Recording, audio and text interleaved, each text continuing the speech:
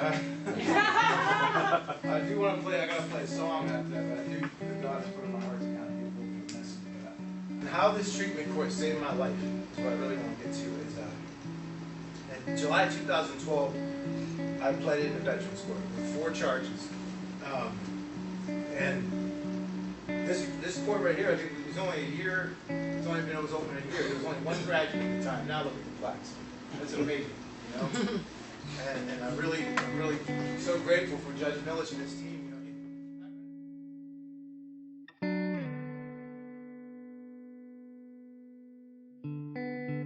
Play the song, but thanks for listening, and I hope someone heard something that might help them. You know, it's in this court going through this program. Don't take, I'm not trying to scare anyone away. It doesn't have to take 4 years.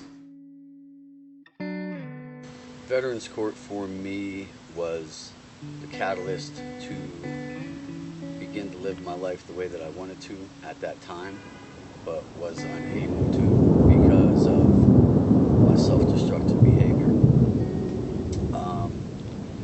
I didn't go in open-minded, but I got that way. And through counseling and sessions and meetings and self-realization, self-inventory, I was able to begin to live a regimented lifestyle again. My passion is to convince other veterans that are going through the justice system that through my own experience, it is really possible to change your life.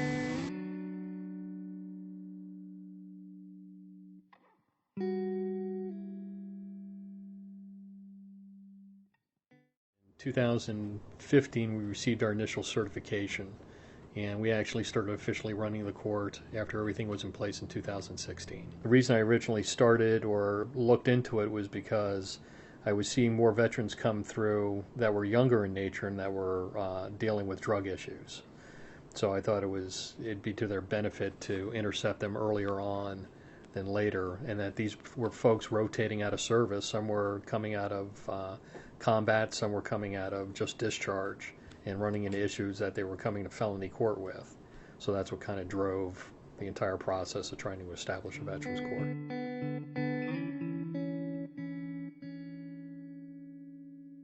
These are folks that have had specialized training and been exposed to very difficult circumstances a lot of the time that lead them down the path that they're either abusing substances or have gotten into trouble using substances and have issues with PTSD, post-traumatic stress syndrome, PTSD, or other things. So I think they're particularly susceptible to falling victim to drug addiction, alcohol addiction, and so on and so forth. So because they've given so much in serving the country and where they find themselves and they come back, they're a little sometimes disorientated coming back as far as not having a place to be or returning to family. You know, sometimes they don't do that. They're kind of wandering. There's a homeless veterans population that we deal with as well that I think is neglected in the country, and sometimes you find those coming through the system. I think they deserve some special attention.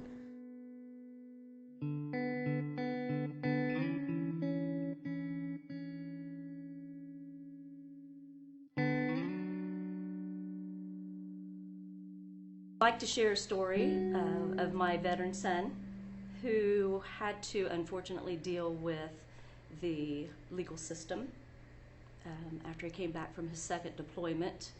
When he first went into the Army National Guard in Columbus, Ohio, he came home. I had him enrolling in Ohio University, going to academia, you know, getting his life right straight out of high school. And he came home and said, "Mom, like you do, I'm being inducted tomorrow, and I'd really like for you to be there." And I thought, inducted? He hasn't even been in school yet. I said, "What's going on?" He said, "Well, I joined the Army National Guard out of Columbus, and I'm being inducted tomorrow." And I said, "Okay, have you really thought about this?" And he said, "Yes, I really want to go, you know, and help keep you safe here at home." Came back in 2012 from that second deployment. And that's when we started to have some difficulties with alcohol and DUIs. But he wasn't a criminal per se, not in our eyes. I just saw a case where we need some help here. When I first again started doing all this, I contacted our local veterans office and asked them if there was any type of help that I could get. And it was a big struggle. It was frustrating. It was heart-wrenching. Anger. I could not understand why people were not educated in our area about a veterans treatment court. All my research that I found, I was really getting where I had to work so hard.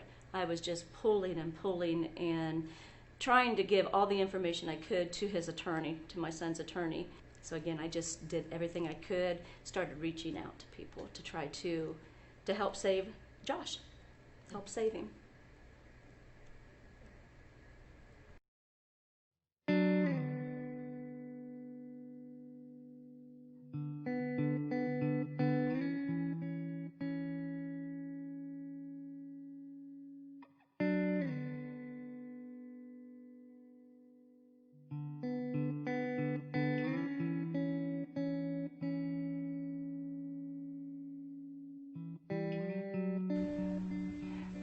Well, the Veterans Treatment Court is a combination of the model of mental health court as well as drug court. So you're treating both components there.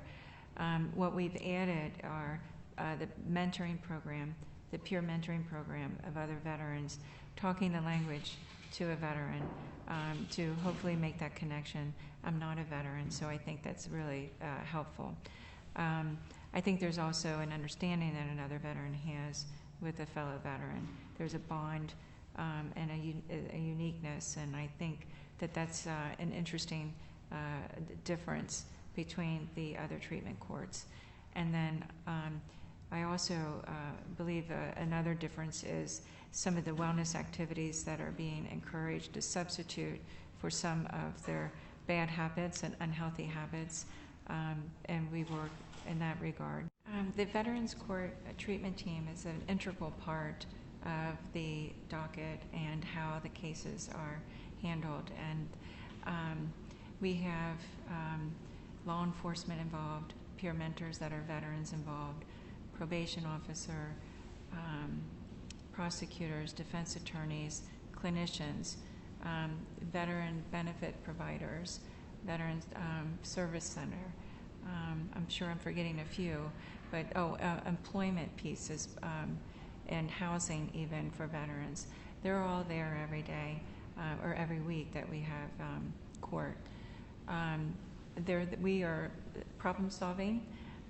We are discussing what may be in the best interest of the specific veteran to get compliance with the treatment plan, what sanctions or rewards may be appropriate in order to increase motivation or ensure that there's compliance.